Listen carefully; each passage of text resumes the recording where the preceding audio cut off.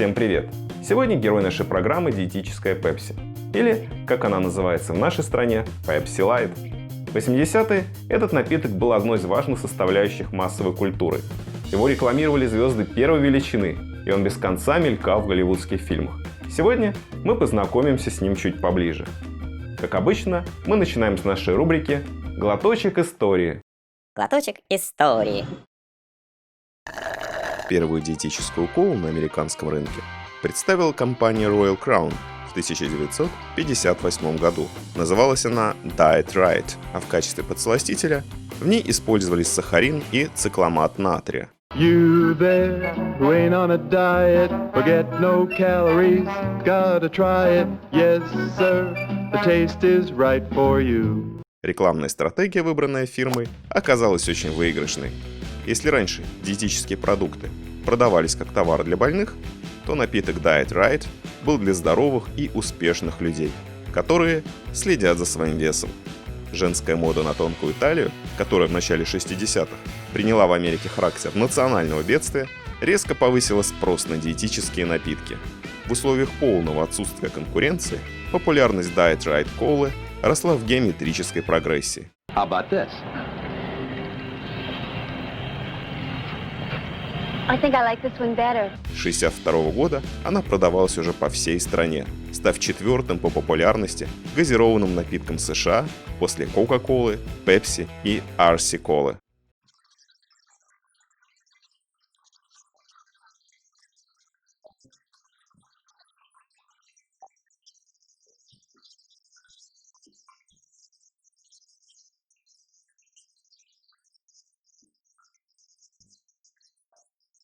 Встревоженные тем, что миллионы долларов в прямом смысле утекают мимо них, гиганты индустрии сработали почти одновременно. В новом 1963 году Coca-Cola выпустила серию напитков Tab, а Pepsi-Cola – линейку Patio.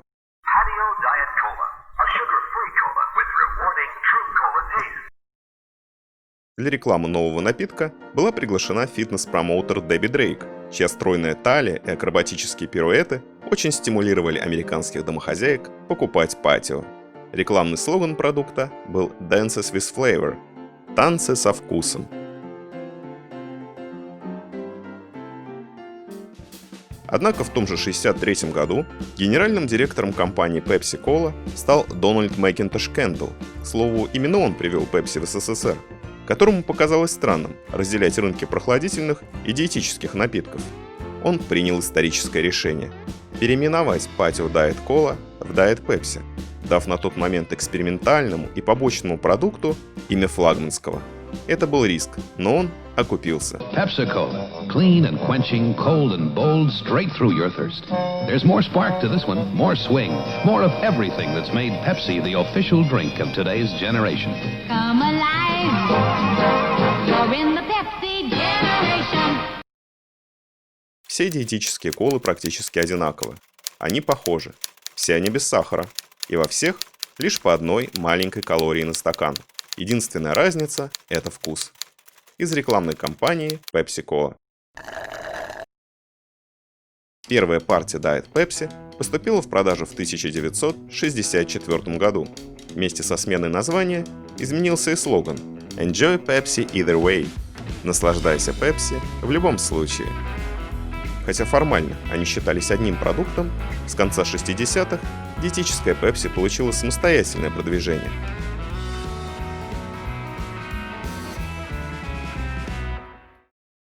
Первая же реклама, в которой был сделан акцент на красоте девушек, пьющих Pepsi без сахара, оказалась настолько успешной, что прозвучавшая в ней песенка Girls Washers стала хитом и даже была выпущена на пластинке, попав в топ-40 американского чарта.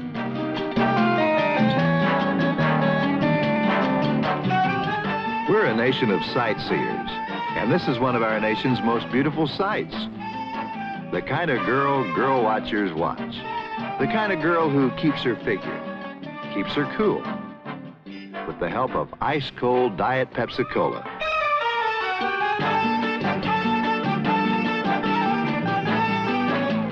Diet Pepsi. Try it. Someone will be watching. В 1983-м диетическая Pepsi вышла на европейский рынок. One calorie diet Pepsi can help. You can do it. We can help. You can do it if you want a 1 calorie diet Pepsi can help. Yes, you can if you try. 1 calorie diet Pepsi is one good reason why. You can do it if you want a 1 calorie diet Pepsi can help. Great tasting 1 calorie diet Pepsi can help. В то время как классическую Pepsi рекламировал сам Майкл Джексон, для продвижения диетической также регулярно привлекались знаменитости – спортсмены, певцы и музыканты. В 1985 году, сразу же после 19-го Суперкубка, была выпущена спортивная реклама, в которой футболист Джо Монтана покупал диетическую Pepsi Дэну Марино из проигравшей команды. See you, Dan. Joe, next year, I'm buying. Diet Pepsi, the 1-calorie choice of a new generation. В том же году в рекламе диетической Pepsi появилась Жеральдин Феррара, член Палаты представителей США и первая женщина, баллотировавшаяся на пост вице-президента. Diet Pepsi. You know, there's one choice I'll never regret. Politics? Being a mother. После успеха фильма «Назад в будущее» рекламным лицом диетической Pepsi стал сверхпопулярный Майкл Джей Фокс. С его участием было снято несколько великолепных роликов, каждый из которых смотрится сегодня как мини-фильм.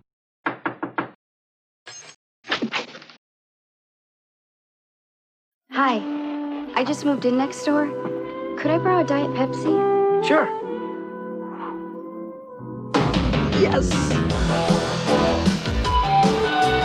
Be right with you. When you go all out for taste, the taste to go out for is Diet Pepsi. You okay in there? Here's your Diet Pepsi.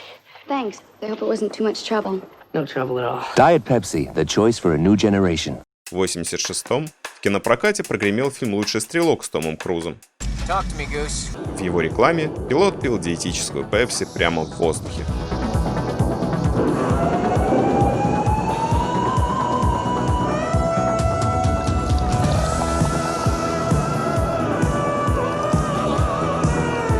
Where is he? Hi, boys. There's one Diet Cola with a taste that's turning the world upside down. А в 1988 году диетическую Pepsi рекламировал боксер-тяжеловес Майк Тайсон. Hey, Diet Pepsi's a champion too.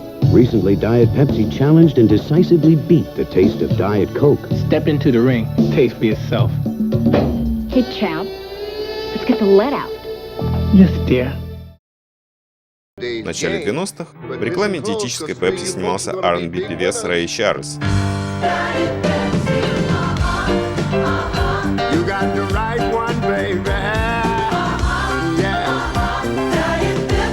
В 91-м рекламным лицом продукта стала супермодель Синди Кроуфорд.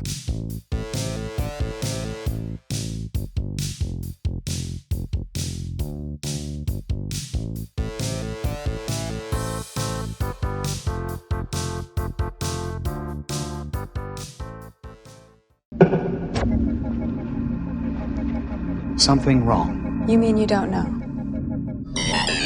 В ролике 96-го Синди снималась вместе с Малькольмом Макдауэллом, изображая Ион Флакс.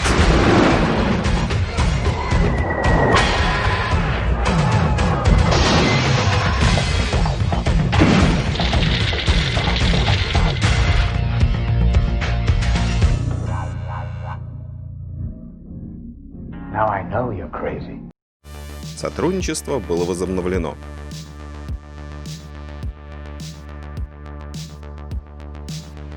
В 2002-м Синди представляла новый дизайн упаковки, а в 2005-м продвигала слоган Light Crisp Refreshing. Тогда же диетическую Pepsi рекламировала популярная певица Гвен Стефани.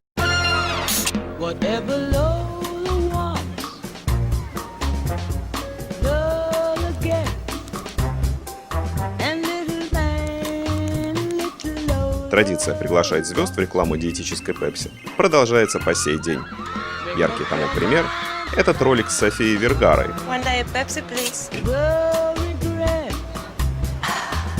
и Дэвидом Бекхэмом.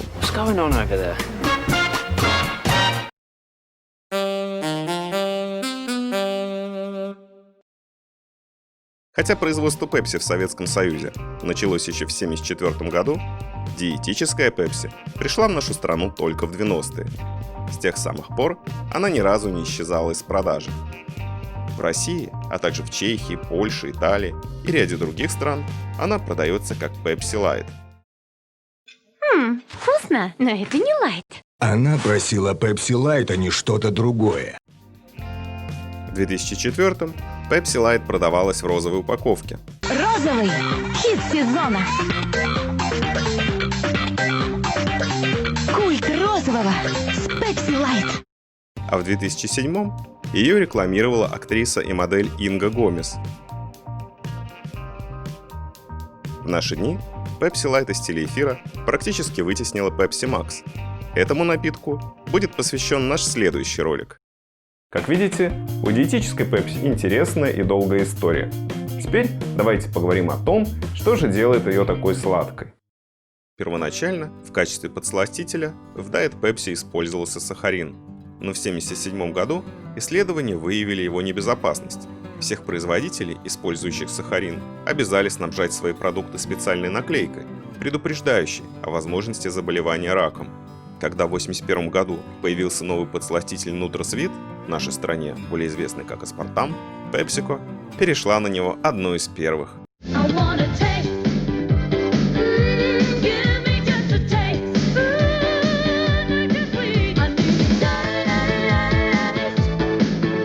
NutraSweet. Why so many things taste so good. Теперь в рекламе диетической Pepsi-колы постоянно делался акцент на ее безопасности, а Coca-Cola, продолжавшая использовать сахарин, клеймилась как отрава. What's the difference between Diet Pepsi and Diet Coke? Diet Pepsi contains 100% NutraSweet and no saccharin. Diet Coke contains almost twice as much saccharin as it does NutraSweet. So if you want to settle for the taste of saccharin, it's up to you. But if you want the taste of 100% NutraSweet and no saccharin, your choice is Diet Pepsi and caffeine-free Diet Pepsi-free. Но в 90-е споры разразились и вокруг аспартама. Впрочем, многочисленные проверки выявили его опасность только для больных фенилкетонурией, так как аспартам является источником фенилаланина. Из-за сбоя на уровне ДНК в крови, тканях и органах у малышей скапливается переизбыток аминокислоты. Без нее невозможно построение ни одной белковой клетки. Детям с младенчества приходится соблюдать жесткую диету, плюс принимать лекарственную пищу. В России ее производят частично. Сахарин был тоже реабилитирован. В наши дни он снова активно применяется как подсластитель. В 2013 году в ходе масштабного ребрендинга Pepsi была попытка заменить аспартам на сукралозу. A revamped Diet Pepsi is hitting store shelves without a key ingredient. The company has removed the artificial sweetener aspartame and replaced it with a sweetener that has less side effects.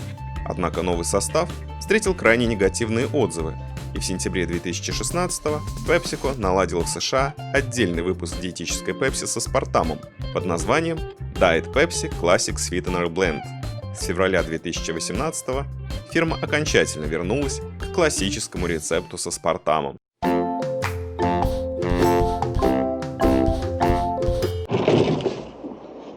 Okay, who's first? С начала 80-х к каждой новой Pepsi выпускался ее парный диетический вариант.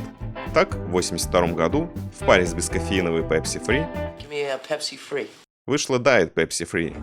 Introducing new Diet Pepsi Free. On the outside, a whole new look. On the inside, a new, more refreshing caffeine-free Pepsi taste. New Diet Pepsi Free.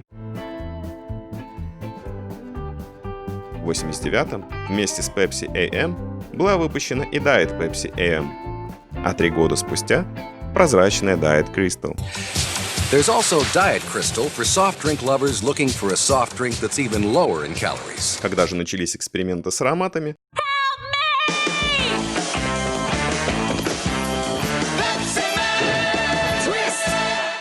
появились Diet Pepsi Lemon, Diet Pepsi Wild Cherry Diet Pepsi Wild Cherry и Diet Pepsi Vanilla. Vanilla.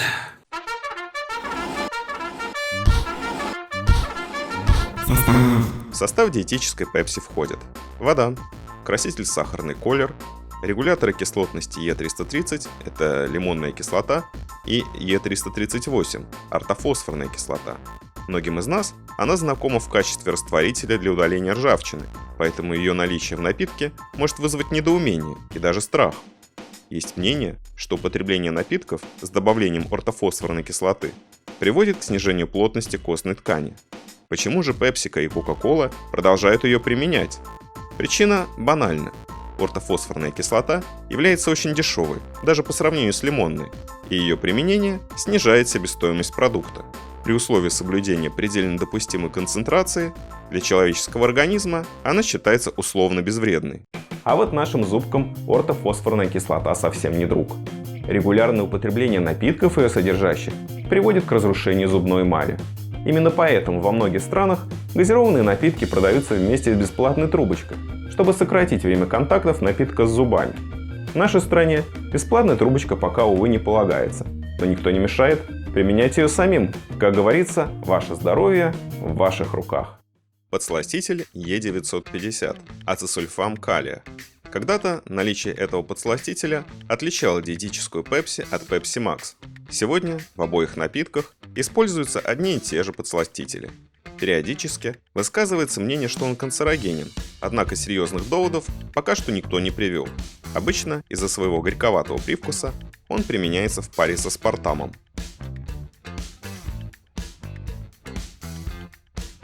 Аспартам или Е951 – синтетический подсластитель. Аминокислоты, на которые распадается аспартам, являются составной частью белка, необходимой организму человека. Но в то же время продукты, содержащие добавку Е951, должны иметь предупреждение о наличии фенилаланина, источником которого они являются. Бензоат натрия Е211 представляет собой соединение бензойной кислоты, присутствующей в природе в таких продуктах, как чернослив, клюква, корица, гвоздика и яблоки. Благодаря своим антибактериальным свойствам и прекрасной растворимости он часто применяется в качестве консерванта. Однако в последнее время производители подыскивают ему замену. Дело в том, что, вступая в реакцию с витамином С, бензоат натрия может образовывать бензол, являющийся сильным канцерогеном. Такое соединение может служить причиной ряда серьезных заболеваний, таких как цирроз печени и болезнь Паркинсона. По несчастливому совпадению, именно этой болезнью много лет страдает Майкл Джей Фокс, рекламировавший диетическую Pepsi в 80-х. У людей с повышенной чувствительностью кожи, а также у тех, кто страдает астмой, бензоат натрия может вызывать обострение заболеваний и аллергическую реакцию. Серьезно обсуждается вопрос и о влиянии этой добавки на гиперактивность детей. Пожалуй, наличие этого ингредиента – главный минус диетической Pepsi. Также в составе есть кофеин и ароматизаторы. Любопытно, что в разных странах диетическая Pepsi выпускается с разным составом. Так, в американской Diet Pepsi в качестве подсластителя только аспартам. В канадской тоже, но в ней есть добавка Е900, также известная как силиконовое масло. Она препятствует образованию пены. Состав российской Pepsi Light аналогичен британской Diet Pepsi. В ней применяются сразу два подсластителя – аспартам и ацетсульфам калия. Итак, пришло время подвести итог. Диетическая Pepsi – один из самых узнаваемых напитков 80-х и важная часть культуры того времени. Он не содержит сахара, а значит подходит тем, кто следит за своим весом. Но вместе с тем, его состав имеет ряд серьезных ограничений. Прежде всего, это подсластитель аспартам, который является источником фенилаланина. Кроме того, бензоат натрия может спровоцировать обострение ряда заболеваний. Зная это, вам будет легче сделать правильный выбор. Ну а на сегодня это все. Сладкого вам дня!